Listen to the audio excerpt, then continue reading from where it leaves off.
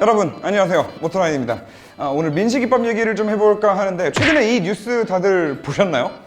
애들이 민식이법 놀이를 하고 앉았습니다. 애들이 차에도 덤벼들듯이 어이구 뭐야 강남 스타일? 애 2명 도망가고 얘는 뭐야? 야 얘는 강적이네. 이게 운전자만 잡아 족친다고 될 일이 아닌 거죠. 예. 자, 민식이법 관련 지난 히스토리를 살짝 좀 복기를 하고 시작을 하도록 하겠습니다.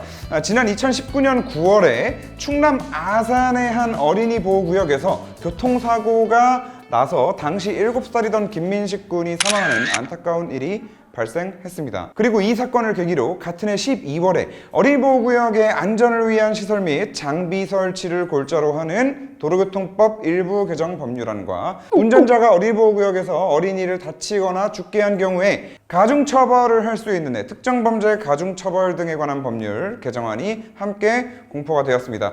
해당 개정안은 빠른 속도로 통과가 됐어요. 지금 빛의 속도로 통과가 돼서 20년 3월부터 시행되었는데 이제 1년 좀 넘었죠. 이 특정 범죄 가중처벌법 등에 관한 법률 개정안이 바로 AKA 민식이법입니다. 자, 이렇게 민식이법은 이제 기존에 있었던 특가법의 제5조 13항으로 새롭게 추가가 된 건데, 이 5조 13의 내용을 보면 어린이보호구역에서 교통사고로 어린이를 사망에 이르게 한 경우에는 무기징역 또는 3년 이상의 징역에 처하고, 상해에 이르게 그냥 다치게 한 경우에는 1년 이상 15년 이하의 징역 또는 500만 원 이상 3천만 원 이하의 벌금이란 굉장히 중하게 처벌을 한다라는 내용을 담고 있습니다. 그만큼 어린이보호구역 내에서 교통사고를 냈을 경우에 그 운전자에 대한 처벌을 강화시켜서 경각심을 갖게 해서 안전운전을 하도록 만들겠다, 이런 취지인데, 물론 민식이 사건 같은 경우에 어린이보호구역 안에서 발생한 너무나 안타까운 사건이면 틀림이 없고, 이를 계기로 우리 아이들을 더 잘 보호해야 된다는 취지 자체는 너무 잘 알고 찬성을 합니다. 그리고 현재 민식이법 개정을 요구하는 많은 분들 역시 민식이법의 취지 자체를 부정하는 것은 아닐 거예요. 어린이 보호구역에서 교통사고로부터 아이들을 더 보호하고 더 안전하게 보호하고, 운전자들은 또 안전운전에 더욱더 신경을 쓰라는 거 다 알겠고 이해도 하는데, 처음에도 보여드렸던 저런 장난을 치는 애들까지 생겨난 마당에 어린이 보호구역에서 속도 아무리 잘 지키고 아무리 잘 확인하고 아무리 안전하게 운전을 해도 일단 사고가 나면 운전자의 삶이 망가질 정도로 운전자한테 덤탱이를 씌우는 그런 법이기 때문에, 그리고 또 가장 중요한 건 수사기관, 이제 경찰, 검찰에서 일단 어린이 보호구역 사고라고 하면 유죄로 일단 못 받고 수사를 하니까 문제라는 거겠죠. 그래서 다들 지금보다 합리적인 방향으로 민식이법이 좀 개정돼야 되지 않냐라는 이제 요구를 하는 거고, 민식이법 처벌 수위를 좀 다시 보면 아이가 아주 살짝만 다치게 해도 1년 이상 그리고 15년 이하의 징역 또는 500만 원 이상 3천만 원 이하의 벌금, 사망 시에는 3년 이상의 징역이에요. 무조건. 애들이 장난치다가 깔고 지나가서 사망을 했다라고 해도 3년 이상의 징역이에요. 이게 얼마나 강력한 처벌인지 좀 비교를 해드리자면, 윤창호법으로 강화된 음주운전 같은 경우에 음주운전으로 사람을 다치게 했을 때 1년 이상 15년 이하의 징역 또는 1,000만 원 이상 3천만 원 이하의 벌금이에요.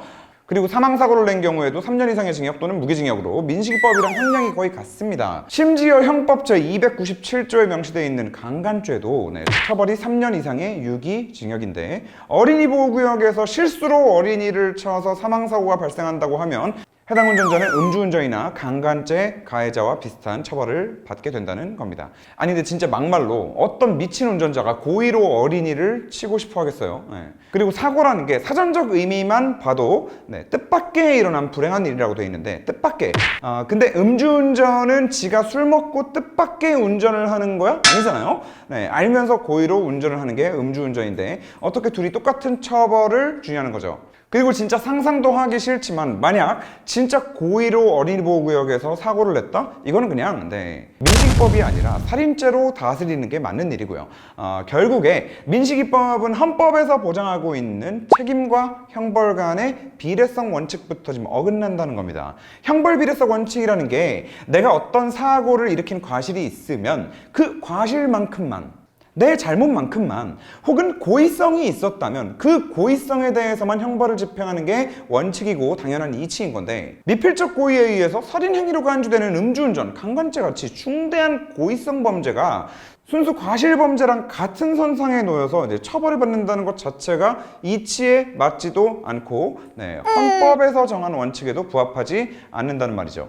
그리고 무엇보다도 민식이법이 말도 안 되는 법인 이유가 한 가지 더 있는데, 뭐 처벌이야 다 받아들여서 좋아, 처벌 센 거 오케이란 말입니다. 근데 법 자체가 좀 이상하다는 거죠.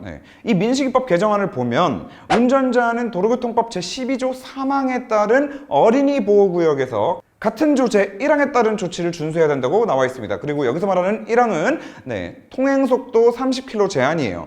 그러면 제한속도 30km 안 넘기고 신호도 잘 지켰는데 애가 갑자기 나타나서 부딪힌 건 내 잘못이 아니니까 민식이법이 적용이 안 되겠지? 라고 생각하시는 분들도 계실 수 있을 것 같은데 그게 아니니까 지금 문제가 되고 있는 거겠죠. 그러면 시속 30km를 다 지켰는데 어떻게 처벌을 받냐? 문제가 되는 키워드가 바로 방금 말씀드린 조항 바로 뒤에 따라붙는 어린이의 안전에 유의하면서 운전해야 될 의무, 요 키워드입니다. 의무, 안전운전 의무. 결국에 한마디로 그냥 어린이 보호구역에서 사고가 나면 속도가 30km 이하였든 뭐 네가 신호를 위반을 했든 안 했든 사고가 난 것 자체는 네가 어린이 구역에서 안전운전 그 주의 의무를 위반한 거다. 그러니까 모든 책임은 너한테 있다. 운전자한테 있다. 라면서 귀에 가면 귀걸이, 코에 가면 코걸이처럼 다 갖다 붙일 수 있는 키워드가 만들어진 거죠. 자, 그런데 지금 현재 시점에서 뭐 불행 중 다행인 건 민식이법이 얼마나 말도 안 되는 법인지 확인할 수 있는 사례가 나왔죠. 작년 10월 20일에 민식이법으로 기소된 운전자에게 처음으로 대법원에서 무죄가 선고됐습니다. 당시 대법 재판부는 어린이 보호구역이라는 이유만으로 운전자가 갑자기 튀어나올 어린이까지 예상하기는 어렵다. 합리적이죠. 해당 사건의 어린이가 갑자기 차도로 튀어나와서 충돌하기까지 불과 0.7초가 걸렸는데 이걸 감안했을 때, 이 0.7초를 감안했을 때 운전자가 사고를 피할 수 없을 것이라고 판단을 했어요. 그래서 무죄를 내렸습니다. 그러니까 저 판사님도 민식이법이 얼마나 말도 안 되는 법인지 알고 계신 거지. 아무튼 이 판사님께서 좋은 선례를 만들어주신 뒤로 그것도 그냥 판결도 아니고 앞으로의 다른 모든 재판에서 판례로 사용될 대법원 판결이기 때문에 아무 잘못 없이 너무 운전도 그냥 정상적으로 30km 이내로 다 했는데 어린이 보호구역을 지나다가 갑자기 아이가 튀어나와서 사고가 나서 민식이법으로 기소된 운전자들에게 이제 무죄 판결이 나는 경우가 늘기는 하겠지만 여전히 민식이법 자체가 운전자에게 모든 책임을 전가시키는 잣대를 가지고 있다 보니까 운전자들에게 어린이 보호구역은 공포 그 자체가 된 겁니다. 그리고 앞서도 보여드렸지만 이제는 갑자기 튀어나오는 애들만 조심해야 되는 게 아니라 고의로 차에 달려드는 민식이법 놀이를 하는 애들까지 조심해야 되는 상황인 건데, 여기에 또 일부입니다. 정말 극히 일부겠지만 어린이 보호구역에서 사고가 난 아이의 부모가 운전자한테 민식이법을 들먹이면서 무리한 합의금을 요구하는 경우까지 생기니까 이제 그냥 뭐 어린이 보호구역을 지나는 것 자체가 너무 큰 부담인 거죠, 운전자들한테. 제가 진짜 한번 만약에 당하게 되면은 어린이 보호구역 그냥 보이면은 그냥 차를 밀고 갈 것 같습니다. 세우고 진짜 막말로 지나가다가 진짜 괜히 사고라도 나면 그냥 인생 종칠 수 있는 거기 때문에 차라리 몇 분 더 걸리더라도 딴 길로 돌아가는 게 나을 수도 있고요. 물론 뭐 최근에 어린이 보호구역을 지나던 택시가 갑자기 튀어나온 아이를 치는 사례가 있었는데 한문철 변호사님 채널에서 많이들 보셨을 거라고 생각을 하지만 사고 난 아이 부모님이 우리 아이가 잘못한 거니까 택시기사 처벌받지 않게 해달라고 뭐 그런 사례들도 있어요. 진짜 뭐 훌륭하신 부모님이시죠. 아무튼 민식이법이 시행되고 난 뒤로 억울하게 피해를 입는 운전자들이 많아지다 보니까 사람들은 애초에 이렇게 될 줄 알고 민식이법이 시행되기 전부터 이미 국민청원으로 개정을 요구하는 청원글을 올리기까지 했었어요. 그리고 그에 대해서 개정하기는 어렵다는 답변을 내놓으면서 그대로 민식이법이 시행이 됐던 거고요. 물론 뭐 법을 다시 뜯어고치는 게 쉬운 일은 아니겠지만 그저 그냥 어린이 안전이 최우선이다라는 말만 반복하면서 개정하기 어렵다고만 이렇게 쉽게 답변할 거면 국민청원이 도대체 왜 있나 싶습니다. 개인적으로는 저는 민식이법이 지금처럼 사고 난다고 무조건 운전자한테만 책임을 물 게 아니라 모든 가정에서 부모가 아이들에게 교통법규를 아이들도 좀 잘 준수할 수 있도록 교육도 좀 하고 학교에서도 주기적으로 교육을 해야 된다고 봐요. 그리고 지금 어린이 보호구역에서 과속하거나 신호위반했을 때 이분들은 진짜 문제죠. 최대로 많이 내는 과태료가 승용차 기준 16만 원인데 이걸 진짜 한 돈 100만 원, 200만 원까지 상향시킨다든지 그럼 운전자들이 어린이 보호 어린이보호구역에서 과속 절대 못할 거거든요. 그리고 뭐 이게 사실 치료 중에서 가장 효과 좋은 치료가 또 이제 금융치료기도 하고요.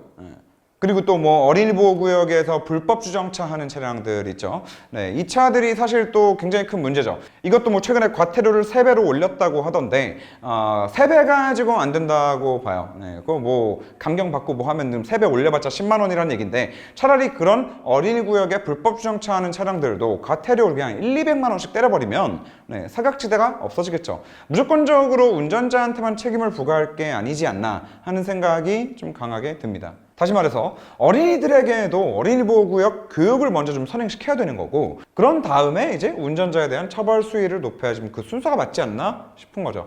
맹목적으로 보호구역에서 사고가 난다고 민식이법 만들어서 그냥 앞뒤 안 가리고 무조건 사고 났으니까 아이가 너무 불쌍하니까 운전자를 강하게 처벌해야 된다. 이거는 해결 방법은 아니라고 봐요. 네. 뭐 아무쪼록 높으신 분들이 지금 국민들이 한 목소리로 내고 있는 요구 잘 캐치하셔가지고 이렇게 말이 많은 법들을 좀 다시 한번 살펴보고 네, 하루빨리 좀 뜯어 고쳐주셨으면 하는 마음입니다. 그리고 경찰 수사관님들 또 검사님들도 마찬가지인데 이미 대법 판례로도 사례가 나왔으니까 네, 무조건 애 다쳤으니까 유죄야 못 받고 수사하지 마시고 네, 철저히 중립적으로 선의의 운전자에게 피해가 가지 않게 잘 수사를 해주셨으면 하는 바람이 있습니다. 네, 주제는 없네요. 네. 여기까지.